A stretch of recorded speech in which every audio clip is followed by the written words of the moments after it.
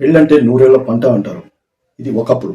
ఇప్పుడు పెళ్ళంటేనే నూరేళ్ల మంట అనే విధంగా సమాజం మొత్తం తయారైంది. ఎందుకంటే భార్య వేరే వాళ్ళతో సంబంధాలు పెట్టుకున్నప్పుడు భర్త చంపేయటం, అలాగే తల్లి కూతురు అసలు వీళ్ళు వాళ్ళు అనేది లేదు. మహిళలు చాలా మంది కూడా అక్రమ సంబంధాలు పెట్టుకున్నప్పుడు ఇప్పుడు చంపుకోటాలే ఉన్నాయి. అసలు ఎలాంటి బంధము లేదు. అసలు ఈ వివాహ బంధం అనే దానికి విలువే లేకుండా పోయింది.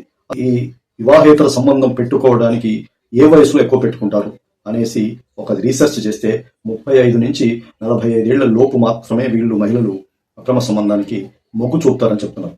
ఎందుకు, దీని కారణం ఏంటి అనేది కూడా చెప్పారు వాళ్ళు. ఏంటంటే వాళ్లకు ఒంటరితనం ఎక్కువైపోయి అసలు ప్రేమ చూపించే వాళ్ళు లేరు, ఆత్మీయత చూపించే వాళ్ళు లేరు. అసలు ఎందుకు ఈ జన్మ ఏంటి అని ఒక ఒంటరితనంగా ఈ వయసులో ఫీల్ అవుతారని ఒక తోడు కోరుకుంటారు, కొత్త తోడు కోరుకుంటారు.